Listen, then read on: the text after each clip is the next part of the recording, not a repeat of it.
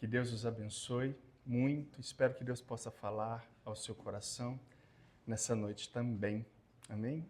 Mesmo assentado, você que trouxe Bíblia, aliás, eu acho que todos trouxeram, né? Porque hoje ela é digital, então é só você pegar o seu celular aí, se você não trouxe de maneira física. Nós vamos estar lendo 2 textos nessa primeira palestra, cujo título é Por que abandonamos a missão? Por que você acha, meu irmão, que nós abandonamos a missão?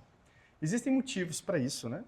E hoje eu gostaria de destacar o principal deles. Abra sua Bíblia em 2 Timóteo, o primeiro texto que nós vamos ler, capítulo de número 4, verso de número 9. Quem esteve com a gente há mais tempo vai se lembrar que nós passamos por essa carta pastoral, 1 Timóteo, 2 Timóteo e Tito. Vai se lembrar desse texto, é um texto famoso para este fim também. Capítulo de número 4, verso de número 9. 9 e 10. O texto diz assim: Procura vir ter comigo depressa, porque Demas, tendo amado o presente século, me abandonou e se foi para Tessalônica. Só até aí. Vou ler de novo. Procura vir ter comigo depressa, porque Demas, tendo amado o presente século, me abandonou e se foi para Tessalônica. Agora, abra sua Bíblia no livro de Salmos, de número 73. Também um salmo conhecidíssimo. Vai contar a história de um homem chamado Asaf. Ele conta um testemunho corajoso, belíssimo. Salmo de número 73.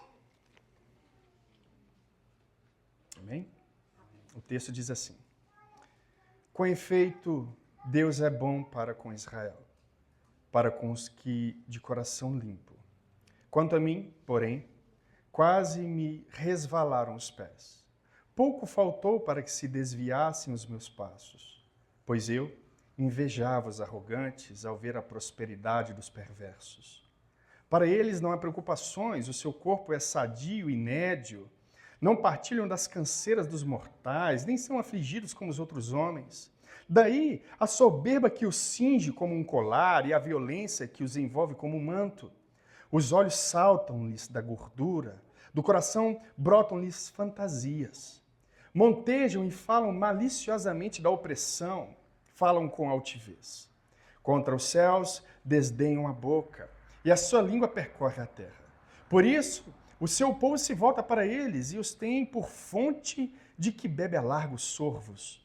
E diz: Como sabe Deus? Acaso há conhecimento no Altíssimo? Eis que são estes os ímpios, e sempre tranquilos aumentam suas riquezas. Com efeito, inutilmente conservei puro o coração e lavei as mãos na inocência, pois de contínuo sou afligido, a cada manhã castigado. Se eu pensar em falar tais coisas, já aí teria traído a geração de teus filhos. Em só refletir para compreender isso, achei muito pesada a tarefa para mim, até que entrei no santuário de Deus e atinei com o fim deles. Tu certamente os pões em lugares escorregadios e os fazes cair na destruição. Como ficam de súbito assolados, totalmente aniquilados de terror. Como ao sonho, quando se acorda, assim, ó Senhor, ao despertares desprezarás a imagem deles. Quando o coração se me amargou e as entranhas se me comoveram, eu estava embrutecido e ignorante. Era como um irracional à tua presença. Todavia, estou sempre contigo. Tu me seguras pela mão direita, tu me guias com o teu conselho e depois me recebes na glória. Quem mais tenho eu no céu? Não há outro em quem eu me compraza na terra. Ainda que a minha carne e o meu coração desfaleçam, Deus é a minha fortaleza, a fortaleza do meu coração e a minha herança para sempre. Os que se afastam de ti, eis que perecem. Tu destróis todos os que são infiéis para contigo. Quanto a mim, bom é estar junto de Deus. No Senhor, Deus ponho o meu refúgio. para proclamar todos os teus feitos. Amém? Amém. Até aí. Meus irmãos, conforme eu disse, por que nós abandonamos a missão? O que nós pensamos, desejamos ou sentimos que nos faz abandonar a missão? Que nos faz sair da igreja, que nos faz sair do círculo de amigos que adoram a Deus, que servem a Deus? Meus irmãos, nós abandonamos a missão por motivos terciários, talvez você encontre motivos secundários, mas o motivo principal do abandono da missão é que, primeiro, nós abandonamos o Deus da missão. Nós abandonamos a missão de Deus porque, em primeiro lugar, nós abandonamos o Deus dessa missão. Nós amamos outras coisas, nós deixamos de amar a Deus de todo o coração e passamos então a amar outras coisas. O nosso coração, ele vai se desviando, por assim dizer, do amor a Deus e de sua centralidade.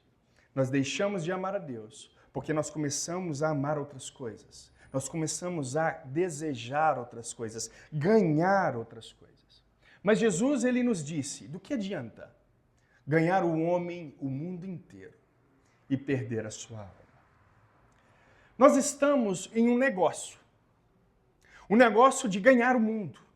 Sim, eu e você, crentes, nós tentamos ganhar o mundo. Assim como os ímpios e pagãos, nós também desejamos ganhar o mundo. Afinal de contas, não foi logo o nosso Senhor que decide por todo mundo e pregar a toda criatura? Nós também estamos nesse negócio de ganhar. Nós estamos ou fomos incumbidos de ganhar o mundo para Jesus Cristo. Os ímpios também. Eles também vivem a fim de ganhar o mundo, de ganhar a sua própria vida. Eles buscam riquezas, fama e etc. Mas todo ser humano, ele está em busca desse ganho. Nós estamos neste negócio, o negócio de ganhar o mundo. Mas o que é o mundo? No Novo Testamento, o mundo tem 3 sentidos principais. O primeiro, o mundo como cosmos, como criação de Deus. O segundo, o mundo como sociedade humana, como humanidade. E o terceiro é o mundo como algo perigoso, algo sedutor, algo pecaminoso. Um sistema motivado pelo desejo, pela fama, pelo poder, pelas sensações de superioridade, pelo domínio. Essa é a terceira forma que o Novo Testamento nos apresenta da palavra mundo. Mas o que nós vemos aqui? No primeiro texto que nós lemos, a respeito de Demas. Demas, ele foi um homem promissor. Demas foi um homem que seguiu carreira evangelística ao lado do grande apóstolo Paulo. Quem foi Demas? Demas, ele foi um cooperador de Paulo, a ponto de Paulo citá-lo em 2 outras cartas. Por exemplo, Demas é citado aos Colossenses, capítulo de número 4, verso 14, quando Paulo diz: saúda-vos também Lucas, o médico amado, e Demas. Paulo também cita Demas a Filemon, no primeiro capítulo, no versículo de número 24, dizendo: Marcos, Aristarco, Demas e Lucas, meus cooperadores. Paulo faz menção desse querido cooperador, Demas. Demas provavelmente ele presenciou milagres através do apóstolo Paulo. Demas, como um cooperador, alguém unido, junto em todos os momentos, participou também das opressões na qual o apóstolo sofrera. Demas viu coisas que poucas pessoas viram. Demas, ele sabia da existência do Deus Trino, soberano. Ele cria em Jesus Cristo como seu Senhor e como seu Salvador. Demas, ele presenciou muitas experiências com Deus, provavelmente. Mas repare que o amor ao mundo levou Demas a abandonar o seu amor ao Deus bendito. Paulo vai dizer que Demas, ele o abandonou. Por quê? Porque ele amou o presente século. Demas, ele se deixou seduzir pelas atrações, pelos prazeres, pela segurança material do mundo greco-romano. Demas, ele trocou o Senhor por prazeres temporários. Demas, ele amou mais a sua vida, por isso ele quis ganhá-la. Demas caiu na armadilha da antiga serpente, quando esta tentara Eva, dizendo, olha, talvez, parafraseando, talvez Deus está te escondendo alguma coisa. Talvez Deus está te privando de alguma bênção. Será que você realmente não pode comer de nenhuma árvore? Será que você realmente não pode desfrutar desse desejo que o mundo inteiro está cobiçando? Será que realmente você está vivendo uma vida imperfeita? Será que faz sentido essa vida cristã? Será que essa vida de obediência a Deus faz sentido? Meus irmãos, Demas fez um cálculo. E na sua visão míope da realidade, o cálculo pendeu para o lado do mundo, da sedução deste mundo. Demas achou mais corajoso deixar de amar a Deus. Afinal de contas, quem estava amando a Deus estava sofrendo. E quem estava amando a Deus? O próprio apóstolo Paulo. Se Paulo era um homem que fielmente amava o seu Senhor, ele sofreu tormentas, açoites, injúrias. E nesse exato momento em que a carta for escrita, Paulo está preso e irá morrer. Então Demas provavelmente olha para a situação de um homem fiel, íntegro, que ama o seu Senhor de todo o seu coração, sofrendo, morrendo, só. E ele então olha para o mundo e para as suas seduções e diz, talvez, possivelmente, em seu coração, olha, será que faz sentido mesmo servir a Deus? Será que há alegria no serviço a Deus? Paulo está sendo entregue para morrer por amor ao seu Senhor.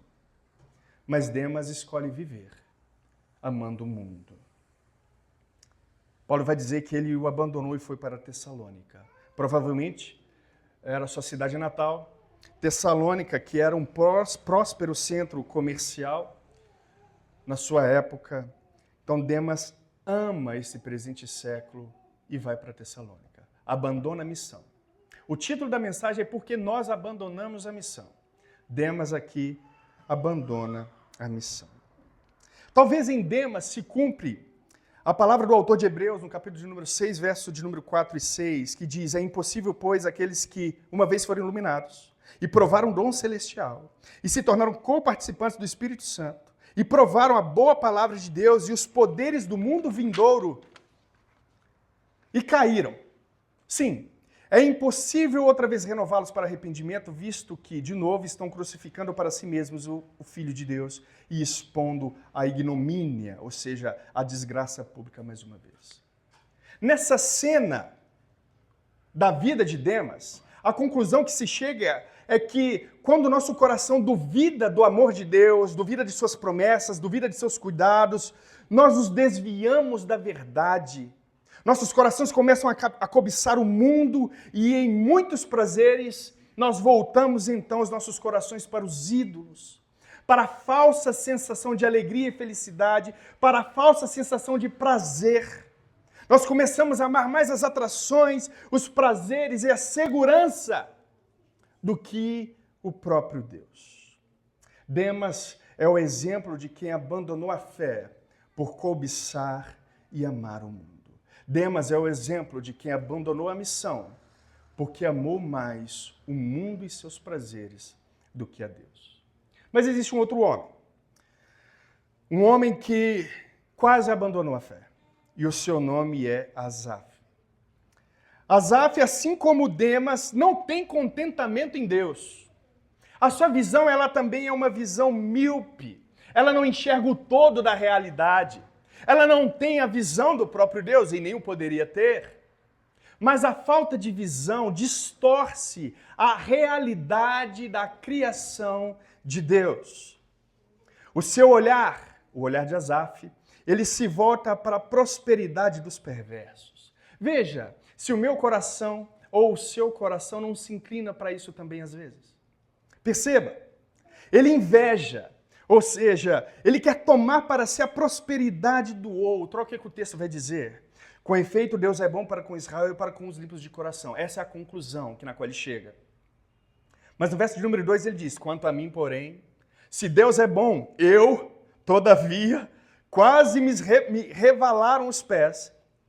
Pouco faltou para que eu me desviasse os meus passos, pois eu invejava os arrogantes ao ver a prosperidade dos perversos. Asaf olha para a situação dos perversos, daqueles que não temem a Deus, daqueles que pecam constantemente, e ele chega a uma conclusão.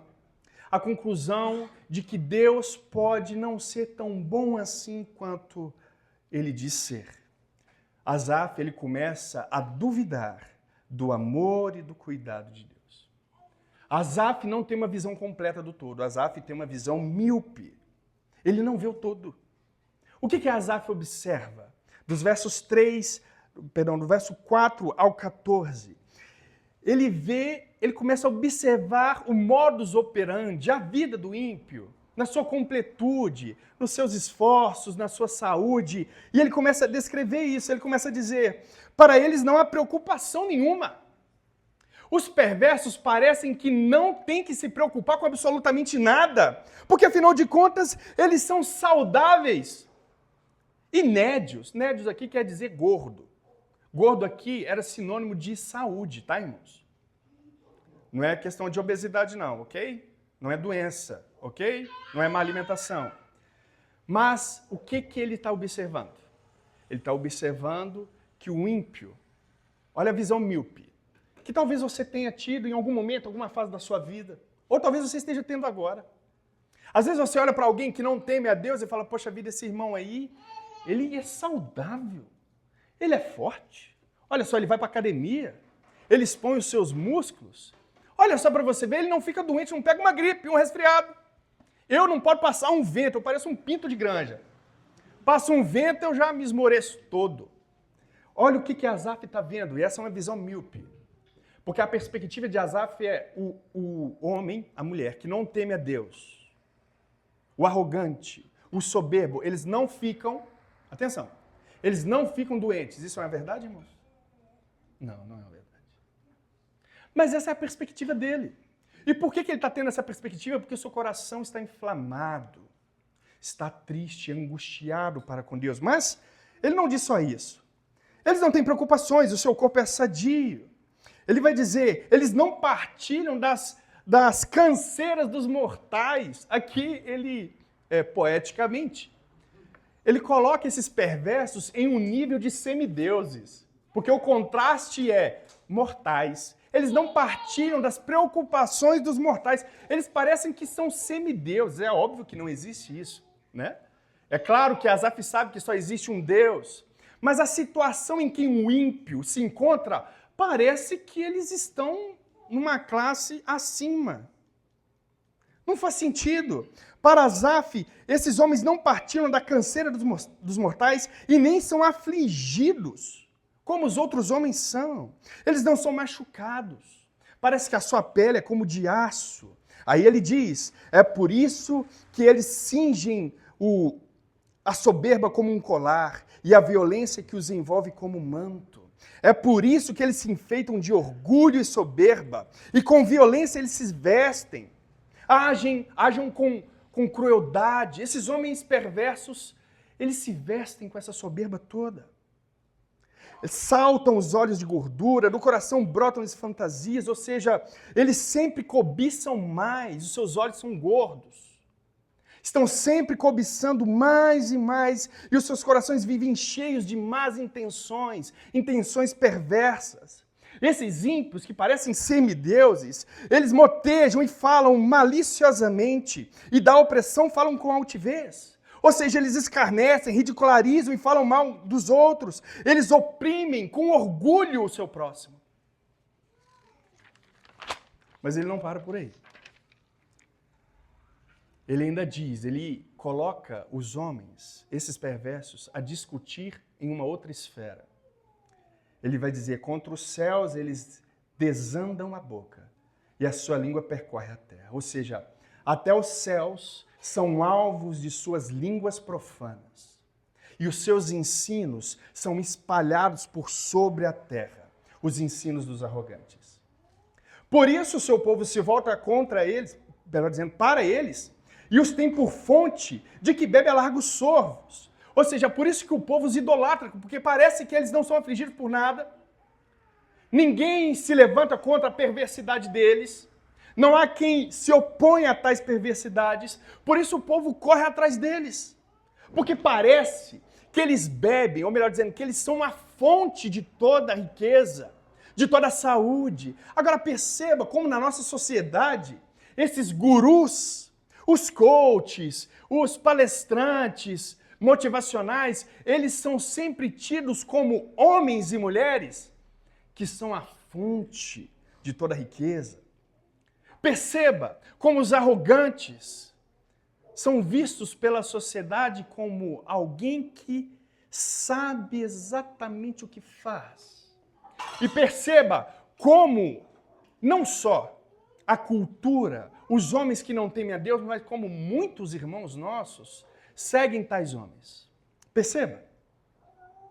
Esses homens dizem: como sabe Deus? Acaso há conhecimento no Altíssimo? Aqui Asaf mostra um desprezo que tais homens têm para com Deus, não temendo. Vivem como se não fossem prestar contas de seus pecados, afinal de contas, será que Deus realmente tem visto eles? Será que Deus sabe de suas maldades? Verso de número 12.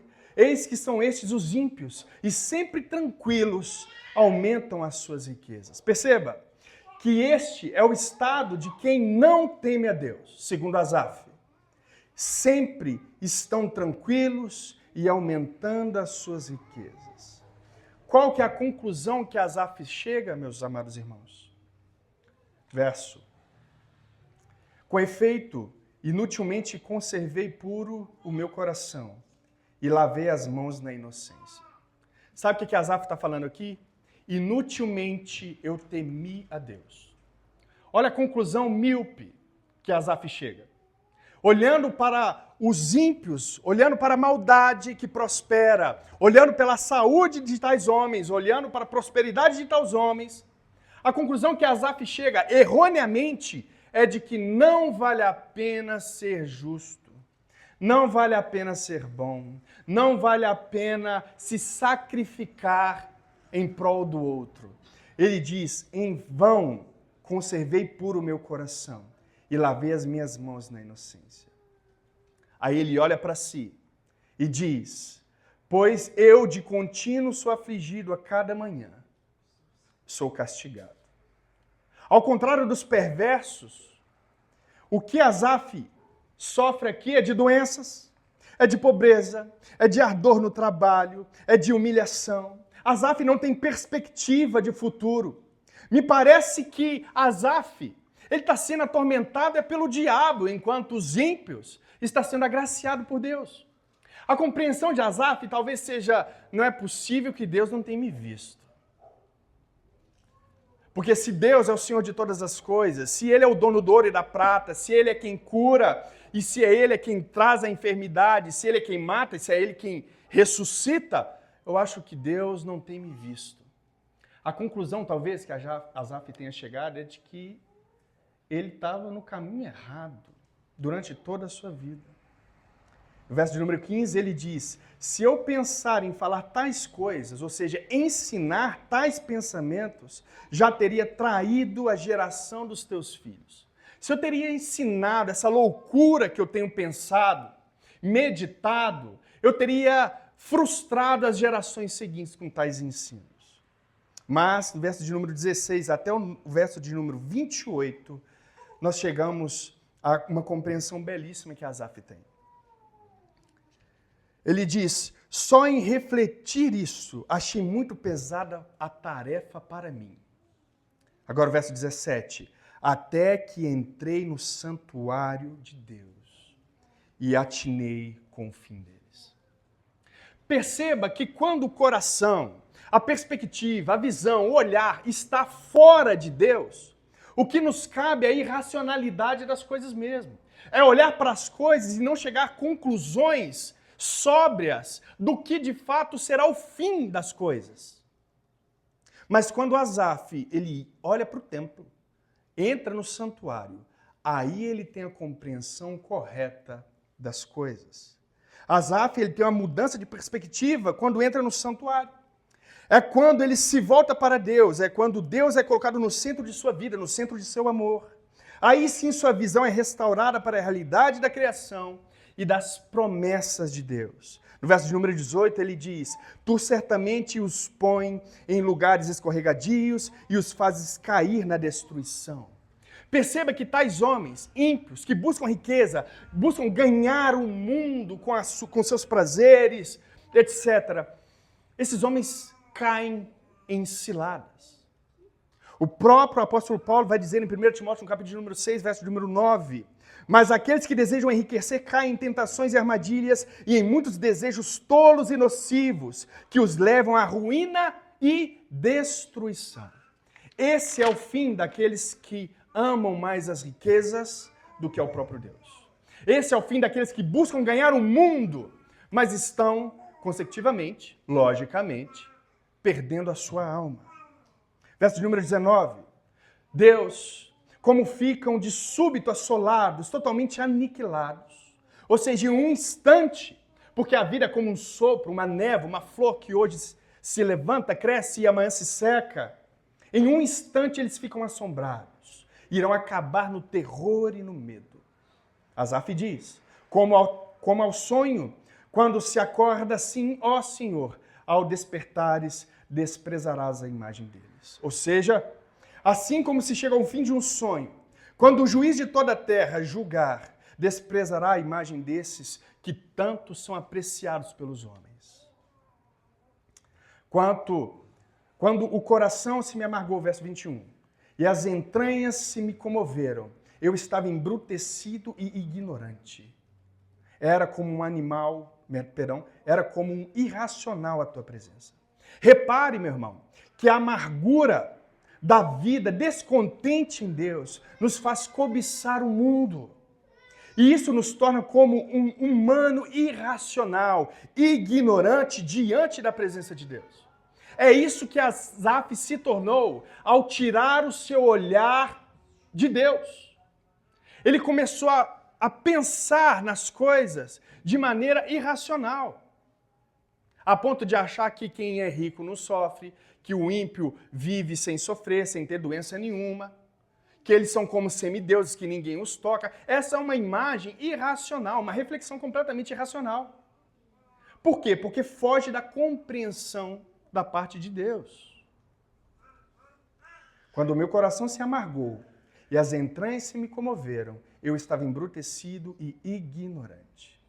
Mas aí no verso de número 23, todavia, estou sempre contigo, tu que me seguras pela minha mão direita. Aqui Asaf diz que mesmo diante de suas sinceras dúvidas, cobiça pelas coisas que os perversos têm, Deus sempre o segura pela mão direita. Sabe o que é isso, irmão? Isso é graça. Sabe quando o seu coração se inclina a esse tipo de cobiça? Sabe quando você olha para as pessoas más deste mundo e você cobiça? Às vezes você olha para a situação da sua saúde física e diz, poxa vida, esses dias para trás eu me entristeci porque eu descobri que eu sou hipertenso e sofro de apneia. A minha pressão ela sobe durante o sono. Fiz exames e eu descobri que ela sobe durante o sono porque eu fico sem respirar. Vou ter que começar a usar um aparelho para respirar durante o sono porque eu fico durante longos períodos sem respirar durante a noite. Minha pressão sobe. Sou hipertenso. Isso me frustrou. E olha que é uma coisa muito básica, é fácil de se resolver, tá? Você não precisa fazer tratamento, não é um câncer, você precisa enfrentar quimioterapia, etc. Você não precisa fazer nenhuma cirurgia, você precisa só tomar um remedinho para pressão durante a vida toda. E dormir com um negócio aqui para entrar ar no seu pulmão para você não ficar sem respirar. Coisa simples. Mas eu me amargurei de um jeito, irmão. Eu falei, não, senhor. E esse ano não tem sido um ano fácil, sabe, Felipe? Esse ano tem sido um ano difícil em questões de saúde para minha casa, para minha família. E a gente é inclinado a olhar para o outro, sabe, Zaqueu? E falar, poxa vida, que camarada ali. O cara faz tudo errado. Nossa, que vida promíscua. E eu aqui padecendo de enfermidades, 36 anos apenas. Não parece não, eu sei. Mas estou aqui sofrendo com com essas doenças aí, a família atravessando por esses períodos. E aí, Deus, onde estás?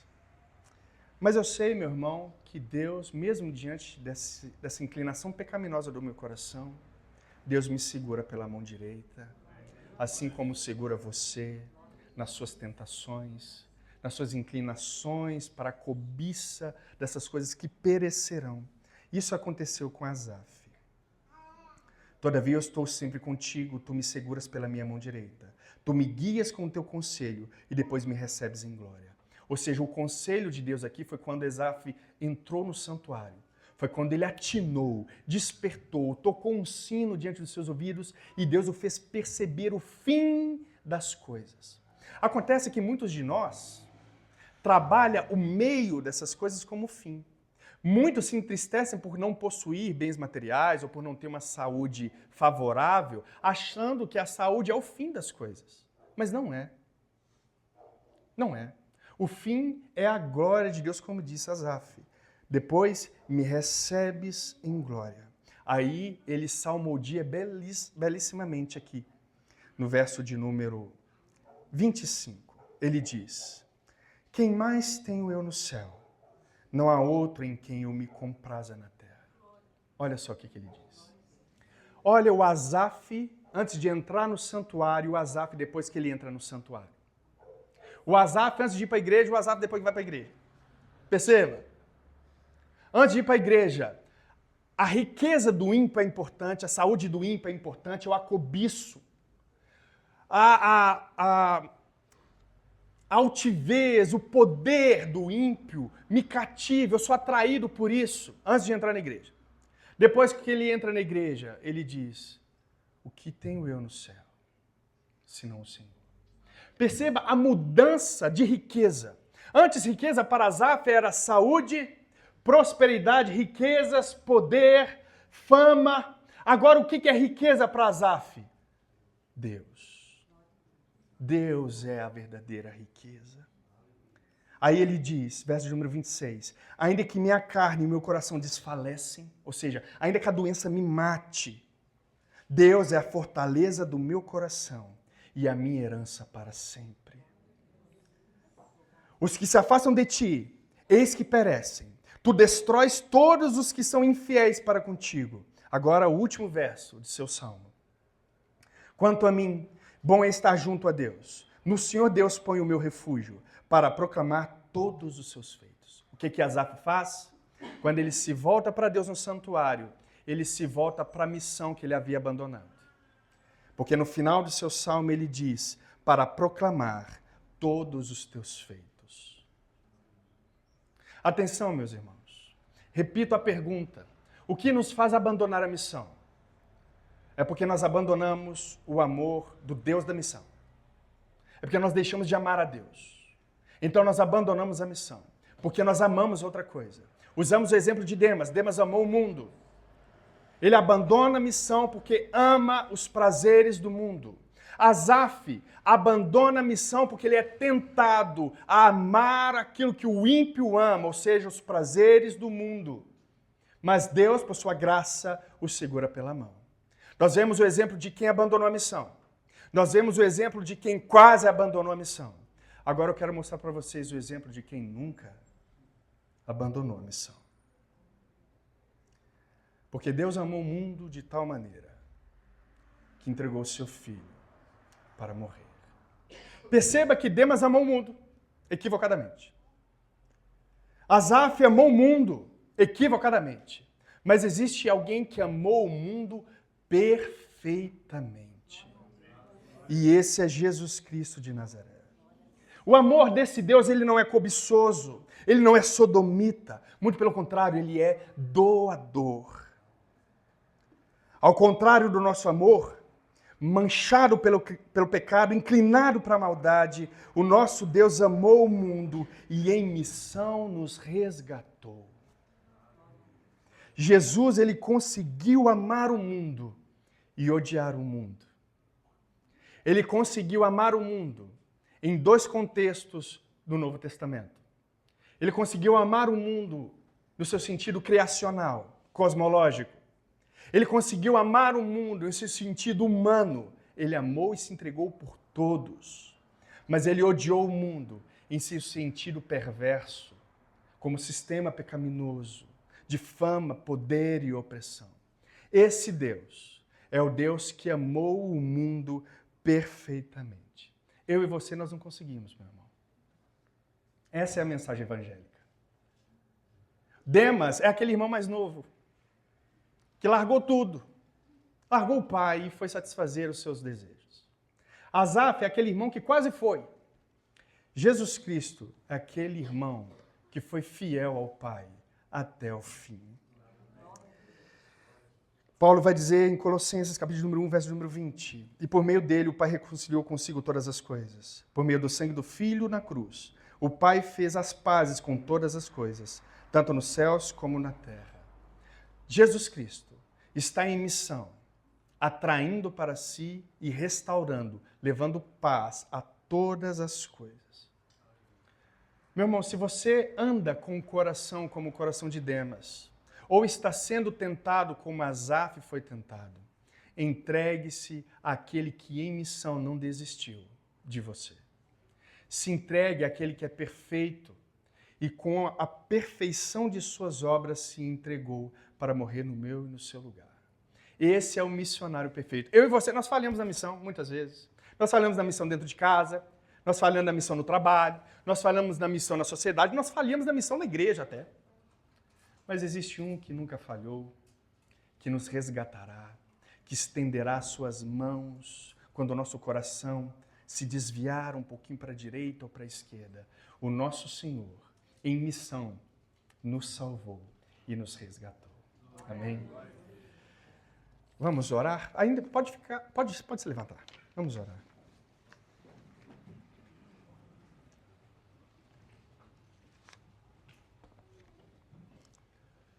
Eu gostaria que nessa oração você confessasse suas falhas missionárias. Confessasse ao Senhor que o seu coração ele tem desejado outras coisas mais importantes. Talvez o seu coração tenha desejado outra coisa senão o reino de Deus. Talvez o seu coração tenha desejado as riquezas deste mundo, os prazeres deste mundo. Mas eu gostaria que você confessasse e voltasse o seu coração a Ele. Amém? Ore comigo. Pai, nós, ó Deus, queremos que o Senhor nos resgate, Deus. Nos pegue pela mão direita, assim como o Senhor pegou e levou Asaf ao templo para ver a perspectiva do Senhor, o fim das coisas. E o fim das coisas, ó Deus, é belíssimo para aquele que se sacrifica, que morre em Teu nome. O fim das coisas é belo, mas o fim dos perversos não. Senhor, volte o nosso coração para o Senhor. Tire esse desejo pecaminoso do nosso coração, Senhor, e nos incline a ter desejos santos, como os desejos de Cristo. Nos faça e nos ajude a amar o mundo como o Senhor amou, a desprezar o mundo em suas torpes ganâncias, em seus pecados, em seus vícios e hábitos pecaminosos, e nos ajude, ó Deus, a voltar o coração com integridade para a missão. Nos ajude, ó Deus, a cumprir o chamado e vocação, ó Deus, em nome de Jesus. Nos faz olhar para a beleza do Teu reino, para a beleza da Tua justiça. Nos faz, ó Deus, amar e buscar o Teu reino acima de todas as coisas. Não nos deixe viver preocupados, ansiosos pelo dia de amanhã, Senhor, mas guarde o nosso coração. Assim como o Senhor guardou o coração de Asaf, que o nosso coração esteja em um lugar, em um depósito seguro. Em nome de Jesus. Guarde-nos, ó Deus, para a honra e glória do Senhor. Em nome de Jesus. Amém. Meus amados irmãos, nós teremos um coffee break agora e os irmãos têm liberdade para comer e beber conosco. Amém? Fiquem à vontade.